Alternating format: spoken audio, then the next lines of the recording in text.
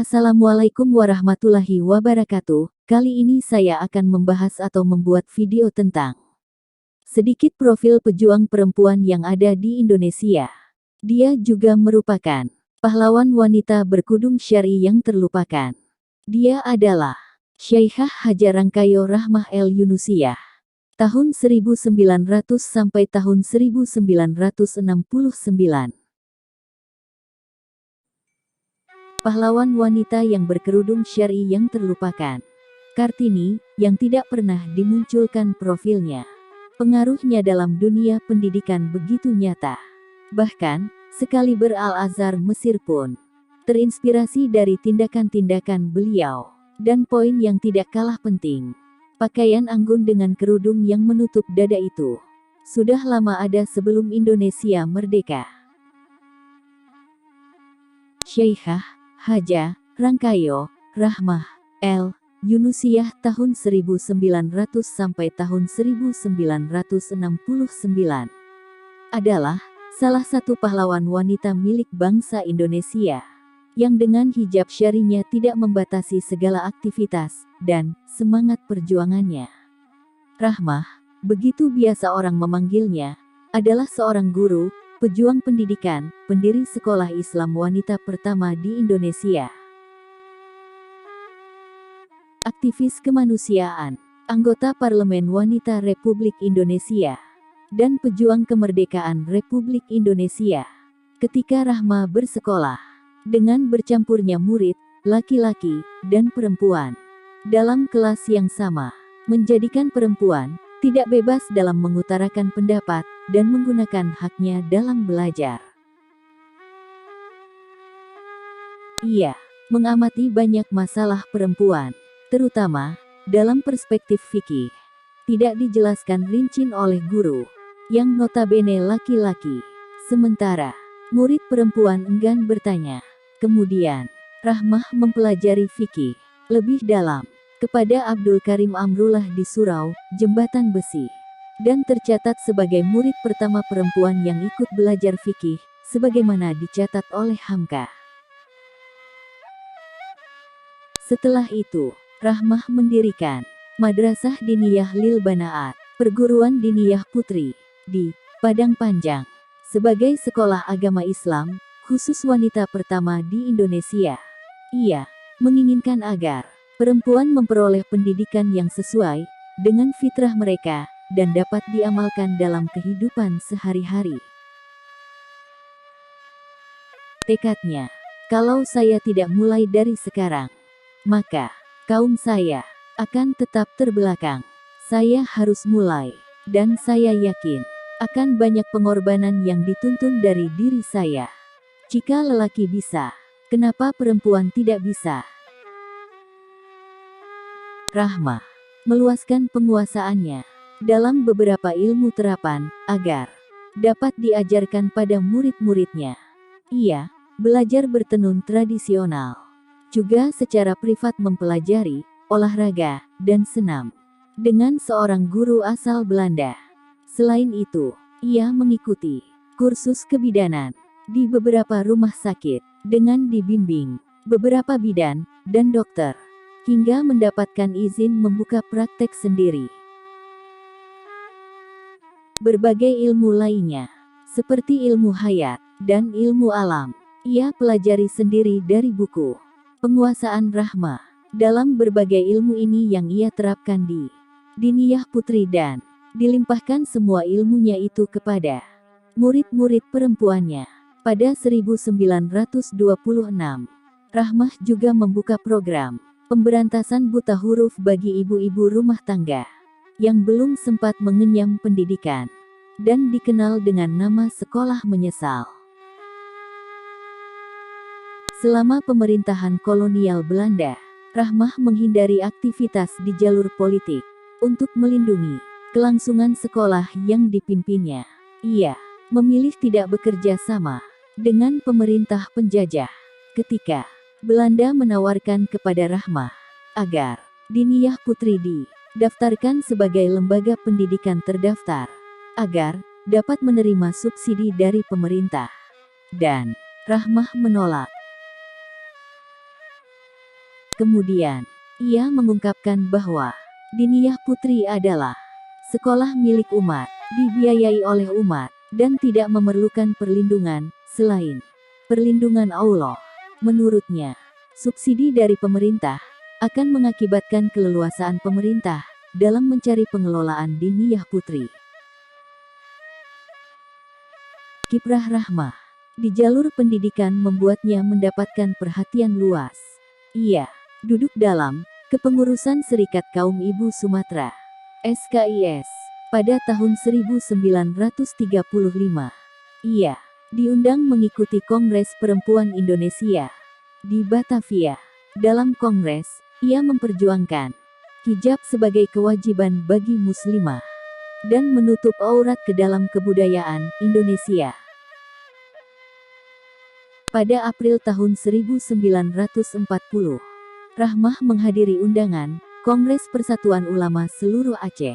Ia dipandang oleh ulama-ulama Aceh sebagai ulama perempuan terkemuka di Sumatera. Kedatangan tentara Jepang di Minangkabau pada Maret tahun 1942 membawa berbagai perubahan dalam pemerintahan dan mengurangi kualitas hidup penduduk non-Jepang. Selama pendudukan Jepang, Rahmah ikut dalam berbagai kegiatan. Anggota daerah Ibu Adi yang bergerak di bidang sosial. Dalam situasi perang, Rahmah bersama para Adi mengumpulkan bantuan makanan dan pakaian bagi penduduk yang kekurangan. Ia memotivasi penduduk yang masih bisa makan untuk menyisihkan beras segenggam setiap kali memasak untuk dibagikan bagi penduduk yang kekurangan makanan. Kepada murid-muridnya, ia menginstruksikan bahwa seluruh taplak meja dan kain pintu yang ada pada Diniyah Putri dijadikan pakaian untuk penduduk. Selain itu, Rahmah bersama para anggota Adi menentang pengerahan perempuan Indonesia sebagai wanita penghibur untuk tentara Jepang. Tuntutan ini dipenuhi oleh pemerintah Jepang, dan tempat prostitusi di kota-kota Sumatera Barat berhasil ditutup. Terimbas oleh Haja Rangkayo Rasuna Said yang terjun ke politik lebih dahulu, dan dengan kondisi Indonesia yang semakin terpuruk oleh penjajah Jepang, akhirnya Rahmah terjun ke dunia politik. Ia bergabung dengan Majelis Islam Tinggi Minangkabau yang berkedudukan di Bukit Tinggi. Ia menjadi ketua Hahanokai di Padang Panjang untuk membantu perjuangan perwira yang terhimpun dalam Giyugun, semacam tentara peta. Seiring memuncaknya ketegangan di Padang Panjang, Rahmah membawa sekitar 100 orang muridnya mengungsi untuk menyelamatkan mereka dari serbuan tentara Jepang. Selama pengungsian, ia menanggung sendiri keperluan murid-muridnya ketika terjadi kecelakaan kereta api pada tahun 1944 dan 1945. Di Padang Panjang, Rahmah menjadikan bangunan sekolah Diniyah Putri sebagai tempat perawatan korban kecelakaan.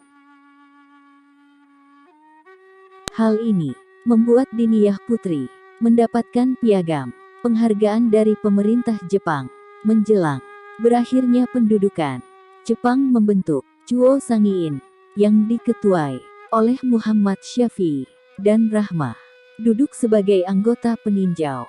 Indonesia memproklamasikan kemerdekaannya pada tanggal 17 Agustus tahun 1945. Setelah mendapatkan berita tentang proklamasi kemerdekaan langsung dari Ketua Chuo Sangiin, Muhammad Syafi'i, Rahmah segera mengibarkan bendera merah putih di halaman perguruan Diniyah Putri. Ia tercatat sebagai orang yang pertama kali mengibarkan bendera merah putih di Sumatera Barat. Berita bahwa bendera merah putih berkibar di sekolahnya menjalar ke seluruh pelosok daerah.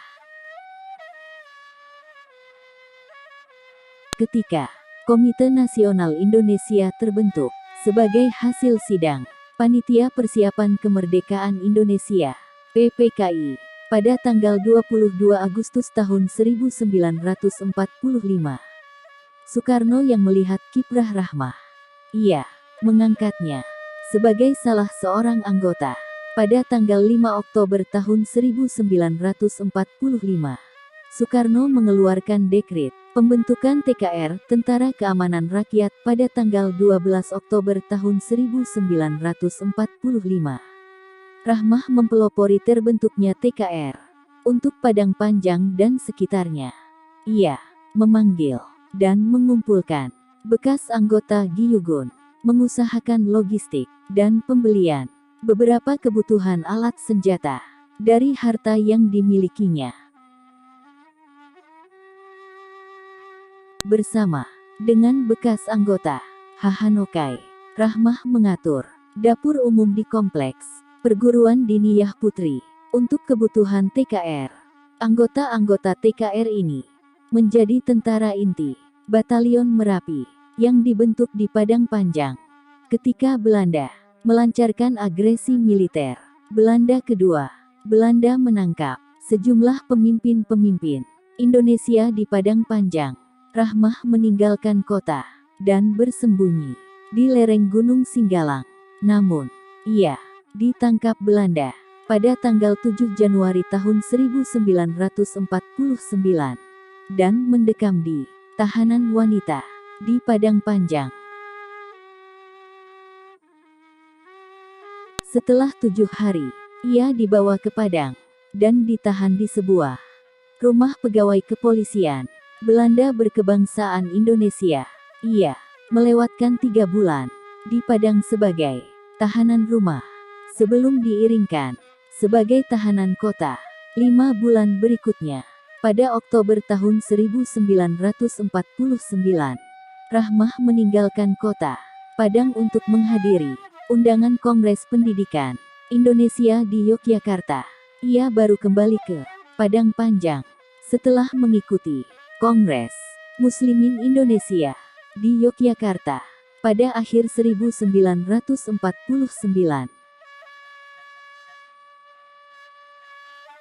Rahmah bergabung dengan Partai Islam Masyumi dalam pemilu 1955. Ia terpilih sebagai anggota konstituante. Ia membawa aspirasinya akan pendidikan dan pelajaran agama Islam. Pada 1956, Imam Besar Al-Azhar, Kairo, Mesir, Abdurrahman Taj, berkunjung ke Indonesia, dan atas ajakan Muhammad Natsir, berkunjung untuk melihat keberadaan Diniyah Putri. Sementara Universitas Al-Azhar sendiri saat itu belum memiliki bagian khusus perempuan. Pada Juni tahun 1957, Rahmah berangkat ke Timur Tengah. Usai menunaikan ibadah haji, ia mengunjungi Mesir, memenuhi undangan Imam Besar Al-Azhar. Dalam satu sidang senat luar biasa, Rahmah mendapatkan gelar kehormatan Syaikhah dari Universitas Al-Azhar, di mana untuk kali pertama Al-Azhar memberikan gelar kehormatan itu pada perempuan. Hamka mencatat, Diniyah Putri mempengaruhi pimpinan Al-Azhar untuk membuka kuliah Qismul Banaat, kampus khusus wanita, di Universitas Al-Azhar. Sejak saat itu, Universitas Al-Azhar yang berumur 11 abad membuka kampus khusus wanita yang diinspirasi dari Diniyah Putri di Indonesia yang baru seumur jagung. Sebelum kepulangannya ke Indonesia, Rahmah mengunjungi Syria, Lebanon, Jordan, dan Irak atas undangan para pemimpin negara tersebut. Sekembalinya kunjungan dari berbagai negara di Timur Tengah, Rahmah merasa bahwa Soekarno telah terbawa arus kuat PKI. Ia merasa tidak nyaman berjuang di Jakarta, kemudian memilih kembali pulang ke Padang Panjang. Rahmah melihat bahwa mencurahkan perhatiannya untuk pemimpin perguruannya akan lebih bermanfaat daripada duduk di kursi parlemen sebagai anggota DPR yang sudah dikuasai komunis. Ketika terjadi PRRI di Sumatera Tengah akhir 1958, akibat ketidaksetujuan atas sepak terjang Soekarno, Rahmah ikut bergerilya di tengah rimba bersama tokoh-tokoh PRRI dan rakyat yang mendukungnya. Pada 1964, ia menjalani operasi tumor payudara di RS Pirngadi, Medan. Sejak itu, hingga akhir hayatnya, hidupnya didedikasikan kembali sepenuhnya untuk Diniyah Putri. Rahmah juga merupakan satu-satunya pahlawan wanita yang menggunakan hijab syar'i dan baju kurung, bersibah dengan cara yang anggun dan elegan, dan sangat menampakkan kecerdasannya dan kemajuannya dalam berpikir. Itulah tadi sedikit pengetahuan atau penjelasan tentang pahlawan wanita yang menggunakan hijab syar'inya dalam berjuang, walaupun beliau menggunakan pakaian syar'i, tetapi tidak membatasi beliau di dalam memperjuangkan kemerdekaan Indonesia. Beliau adalah Syekhah Hajar Rangkayo Rahmah. Terima kasih sudah menyaksikan videonya sampai selesai. Jika ada yang kurang dan perlu ditambahkan, silahkan tulis di kolom komentar. Jangan lupa supportnya, like, subscribe, dan share.